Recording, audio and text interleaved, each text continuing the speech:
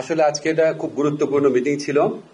Commission প্রধানদের সাথে আপনাদের অলরেডি নাম বলা হয়েছে, ওনাদের সাথে আমাদের প্রধান উপদেষ্টা ডক্টর মোহাম্মদ ইউনূস এবং জাতীয় ঐক্যমত্য কমিশনের প্রধান ডক্টর মোহাম্মদ ইউনূস একটা বৈঠক করেছিলেন সংস্কার কাজের অগ্রগতি সম্পর্কে জানার জন্য। সেখানে কিছু ডিসিশন হয়েছে, এটা আপনাদের জানাচ্ছি। যে সংস্কার কমিশনগুলোর পূর্ণাঙ্গ রিপোর্ট আমরা আশা করছি 8 ফেব্রুয়ারি প্রকাশ করা হবে। 8 ফেব্রুয়ারি একই সাথে এই সংস্কার কমিশনের প্রধানরা মিলে আশু করণীয় কি আছে, সংস্কার কার্যের ক্ষেত্রে আশু করণীয় কি আছে, মধ্যমেয়াদে কি আছে, বা ভবিষ্যতে নির্বাচনের পরে যদি তারা কিছু করতে চায় সেটা কি আছে, সেটা 6টা কমিশন মিলে একটা সর্বসম্মত সুপারিশনামা পেশ করবেন 8 ফেব্রুয়ারিতে। এই সুপারিশনামা এবং কমিশনগুলোর রিপোর্ট আমরা সকল রাজনৈতিক দল এবং আমাদের জুলাই গণ অভ্যুত্থানের পক্ষের শক্তি যারা আছে তাদের কাছে পৌঁছে দিব সেদিনই।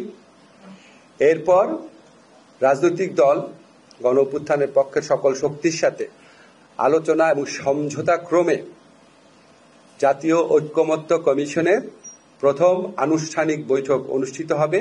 আমরা আশা করছি এটা ফেব্রুয়ারির মাঝামাঝি সময় অনুষ্ঠিত হবে এবং এটা রাজনৈতিক দলগুলোর সাথে কথা বলেই ডেটটা ঠিক করা হবে। জাতীয় ঐক্যমত্য কমিশনের প্রথম বৈঠকে সভাপতিত্ব করবেন ঐক্যমত্য কমিশনের প্রধান ডক্টর মোহাম্মদ ইউনূস এবং এখানে সকল রাজনৈতিক দল এবং আন্দোলনের যারা পক্ষশক্তি ছিল তাদের প্রতিনিধিরা থাকবেন এবং আমাদের যারা কমিশন চিফ আছেন ওনারা সবাই উপস্থিত থাকবেন। এটাই আজকে মোটামুটি অগ্রগতি। আমরা আশা করছি এই আলোচনা ফেব্রুয়ারির মধ্য থেকে যে শুরু হবে সেটা সম্ভব হলে রোজার মধ্যেও চালিয়ে নেওয়া হবে, রাজনৈতিক দলগুলো যদি রাজি থাকেন, এবং যত দ্রুত সম্ভব আমাদের সংস্কারের ক্ষেত্রে করণীয় কি সেটা ঠিক করা হবে।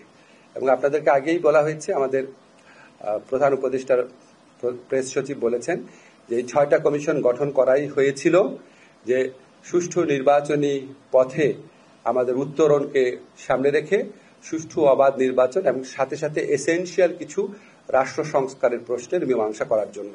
বাকি কমিশনগুলোও কাজ করছেন, কিন্তু এটার সাথে এই কমিশনগুলো প্রথমে গঠিত হয়েছিল। এই কমিশনগুলো সম্পর্কে এই কমিশনগুলোর প্রধানদের নিয়ে আজকে বৈঠকটা হয়েছে। মোটামুটি এটাই আজকে বলার বিষয় ছিল। আপনাদের যদি এই সংক্রান্ত কোনো প্রশ্ন থাকে করতে পারেন। আমি একটা জিনিস আপনাদের বলি, আমাদের যে 6টা কমিশন আছে এই 6টা কমিশনের কার্যক্রম তো 8 তারিখে শেষ হয়ে যাচ্ছে। 8 তারিখে রিপোর্ট প্রকাশ হওয়ার সাথে সাথে শেষ হয়ে যাচ্ছে, ঠিক আছে? 8 তারিখ থেকে জাতীয় ঐক্যমত্য কমিশনের যাত্রা শুরু। তো আলী রিয়াদ সাহেব যখন 8 তারিখের পর মধ্য ফেব্রুয়ারিতে আলোচনায় বসবেন তখন উনি সংবিধান কমিটির প্রধান হিসেবে বসবেন না, জাতীয় ঐক্যমত্য কমিশনের যিনি আপনার ভাইস চেয়ারম্যান হিসেবে বসবেন। সংবিধানের ব্যাপারে আমাদের কোনো আলোচনা হয় নাই, আপনারা পত্র পত্রিকায় দেখেছেন। কমিশনের পক্ষ থেকে অনেক ব্যাপারে বলা হয়েছে।